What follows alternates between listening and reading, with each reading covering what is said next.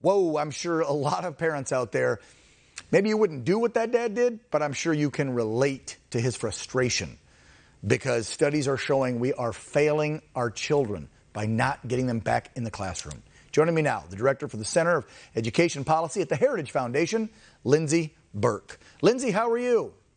Doing well. Thanks for having me. Well, I wish our kids were doing as well as you're doing, but it sounds like after seeing these new latest reports that literally all the kids in these states that are still shut down, which you could include Michigan, New York, California, Oregon, Washington, the list goes on and on, they're failing at least, 1 to 2 classes or more. My own 13-year-old tells me all the time, Dad, there's no way I'm getting the education I should through the computer, through distance learning. And now you have the CDC saying, it's safe, it's okay, send them back. Why aren't we doing it? We're failing our kids, aren't we, Lindsey?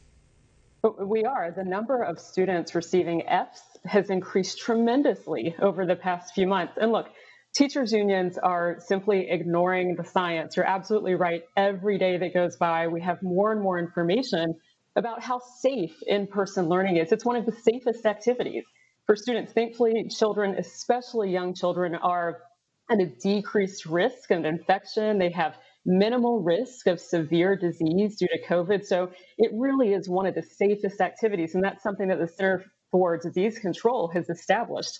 Research shows over and over again that it is safe, and we need to get children back for in-person instruction. And I find it very interesting that the major unions, these school teacher unions that are fighting back against going back to the classroom are in Los Angeles, Chicago, New York. See me weaving that web? Gee, who runs those cities? Who operates those cities? Well, look, in Philadelphia, right, in Northern Virginia, where I am, the teachers' unions have been shifting the goalposts. And this is really where we are right now. First, it was until we know it is safe to reopen schools, which we now know. Mm-hmm. And then it was when teachers get vaccinated. And so teachers were moved up. They were prioritized in vaccine distribution. And now that's not good enough for the unions. Now they're saying until children are vaccinated, there isn't even an approved vaccine. So that's basically a call to keep schools closed indefinitely. Families can't afford that. Children certainly cannot afford that. That was my next line of questioning. Let's talk about not only are we doing a disservice to our kids because we're failing them, they are failing. The science proves they can go back. It's safe to go back. The grades are showing they're failing. But let's talk about that home life and how children are not getting out now and interacting. You don't have a gym class. You don't have a break time. They're losing all these social things they need to learn as little kids, K through 8 especially. And then what about the parents? In your research and studies, what have you found? Because there's a lot of parents who've had to decide, well, if they do have a job in some of these states that are locked down, how do I go back if I'm a single mom with 3 kids to work and my kids are at home? So this is causing so much conflict within the home. It is not only failing our kids when it comes to their grades, but for their social development too. And this is bad for mom and dad. Yeah, that's right. School reopening is a part of getting the economy back on track. That's absolutely the case. But as important, even more important, we know the toll that this is taking on children, the toll it's taking on their mental health, on their overall well-being, not to mention their learning loss. They're not able to see their friends. They're not able to see their teachers. And that is really having an impact. And yet, when you think about the fact that, again, the CDC found that COVID rates were essentially the same, they were identical between counties with in-person instruction and counties with only virtual learning. So all of the empirical evidence demonstrates that school lockdowns provide no benefit to society, but great harm to children. Well, I got to bite my tongue here. They, meaning most of the left, screamed at us for the last 10 months, listen to the science, listen to the science. And I don't know why this got political, by the way. It shouldn't have been political. We should all listen to the science.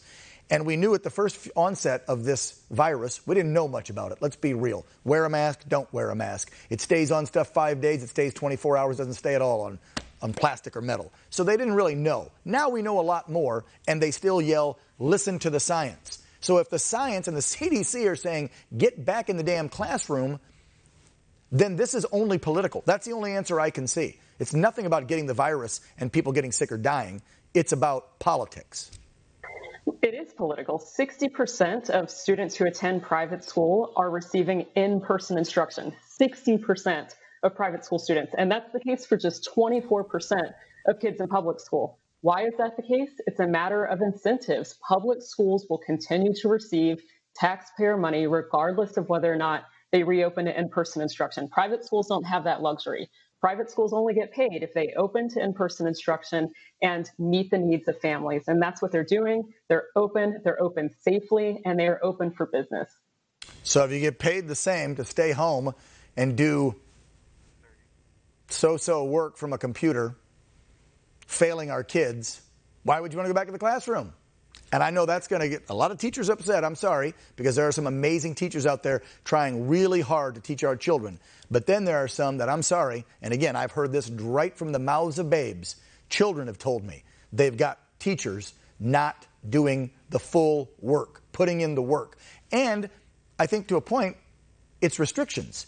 You can't do the full engagement and full teaching job. So this is nothing against them. You just can't do it through a screen, through a computer. They've got to be face-to-face, don't they?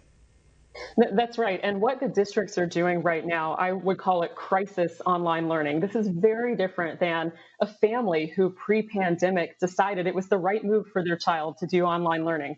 What the public schools right now are doing is this crisis online learning that's not serving anyone well. Too many districts aren't even taking grades. They're not taking attendance. They have no idea how kids are doing. And I think we're really going to see that in the next year or two reflected in the data on academic outcomes. So again, schools need to reopen. We know it's safe. And there are, you're right, a lot of teachers out there that feel the same way. They are ready to go back to the classroom, but the special interest groups, the teachers union, continue to ignore the science. Yeah. Totally agree with you. There are a lot of amazing teachers out there that put their heart and soul into it. And in many states, they are back in the classroom. But then you have states like California where that governor won't allow them to go back. But his kids get to go to private school. That's a discussion for another day, the hypocrisy from the left. Lindsey Burke, thank you so much, Director for the Center of Education Policy at the Heritage Foundation. You take care. Have a good day. Thank you for having me. Thanks for watching the Heritage Foundation's YouTube channel. With more than 500,000 members, we are the nation's largest conservative research and education institution. We believe the principles and ideas of the American founding are worth conserving and renewing. Please help us further our mission by subscribing to this channel and sharing our videos with your family and friends.